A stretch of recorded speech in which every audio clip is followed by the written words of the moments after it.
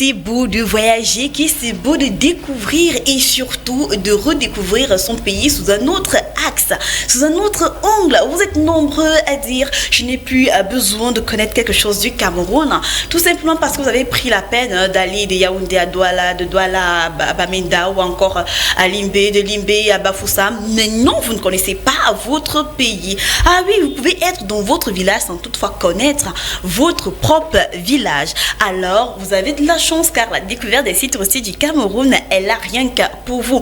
On rappelle encore à ceux-là qui veulent profiter des voyages ici en terre camerounaise d'aller s'inscrire uniquement sur la page Facebook. Tapez tout simplement découverte des sites touristiques du Cameroun. Likez, abonnez-vous, partagez, laissez naturellement des réactions et là, un guide s'occupera majestueusement de vous. On rappelle pour ceux qui sont déjà au courant et ceux qui ne sont pas également au courant et que les voyages, donc le prochain voyage sera forcément le 11 septembre, départ pour Kribi pour un week-end de folie. Vous avez la possibilité de faire vos réservations dès maintenant. Vous pouvez également utiliser les numéros qui sont affichés au bas de votre petit écran.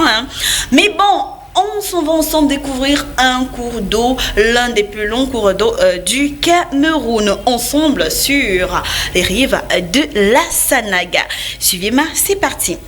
Le bassin de la Sanaga, estimé à 133 000 km², occupe la partie centrale du Cameroun, dont la zone de contact forêt-savane également est située entre 3,22 et 7,22 de latitude nord et 9,45 à 14,57 de longitude est. Ça, c'est pour la situation. Depuis sa source principale sur le plateau de l'Adamawa jusqu'à ce qu'il se jette dans l'océan Atlantique, le fleuve Sanaga s'écoule à travers 4 régions du Cameroun, en l'occurrence l'Adamawa, l'Est, le centre et naturellement le littoral. Venons-en à la présentation proprement dit. Le fleuve Sanaga parcourt une distance d'environ 920 km depuis sa source jusqu'au golfe de Guinée avec un débit d'environ 2200 à 3200 mètres cubes par seconde pendant la haute saison pluvieuse surtout. 3 sections principales se distinguent dont le fleuve, en l'occurrence la Haute-Sanaga dominée par le fleuve Djerem, dont la Damawa, la moyenne Sanaga représentée par le fleuve Mbam qui prend sa source depuis les hautes terres de l'ouest et rejoint entre autres la Sanaga quelques 80 km plus bas. Et la basse Sanaga qui est la partie basse du fleuve après le barrage hydroélectrique d'Idéa jusqu'à l'océan Atlantique. Plusieurs autres petits affluents de la Sanaga exigent le fleuve, est riche en chutes et en rapides tout simplement. Son lit est en majorité rocailleux avec de grands dépôts de sable. Plusieurs activités ont lieu sur le fleuve Sanaga. On sait que c'est un fleuve assez sollicité. On a la pêche, vous voyez par exemple en image.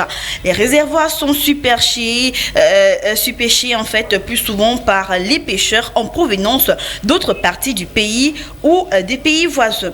En fait, la pêche ne constitue pas l'activité principale des populations riveraines.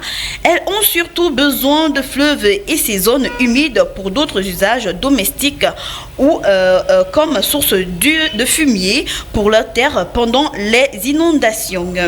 L'extraction du sable, c'est l'activité la plus lucrative dans toute la grande Sanaga. De tout ce grand bassin-là, c'est l'activité la plus lucrative. On peut avoir quotidiennement plusieurs milliers de pêcheurs de sable, comme on les appelle, plonger tout au long de la rivière ou conduire de lourds canoës remplis de sable, ou encore changeant de camions plusieurs centaines, et les camions peuvent ainsi être chargés chaque jour sur les bords du fleuve. Les adultes aussi bien que les enfants prennent part à cette activité-là. À cause de son débit important, la Sanaga est très sollicitée pour la construction des barrages. En effet, à travers tout le bassin de la Sanaga, deux types de barrages sont construits.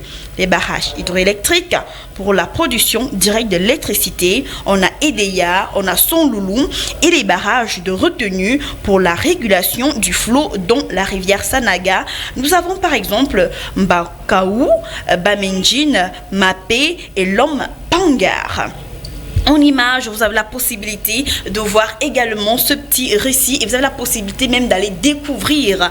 En découvrant à l'aide d'un guide touristique, vous allez prendre la peine de connaître également les légendes qui sont attachées à la Sanaga, comme par ailleurs c'est sur la Sanaga à travers le dos d'un serpent, un long serpent bois que certains peuples ont pu rejoindre d'autres rives. C'est avec la Sanaga qu'on a découvert les premiers Mamiwata du Cameroun. C'est dans la Sanaga qu'on pratique certains rites.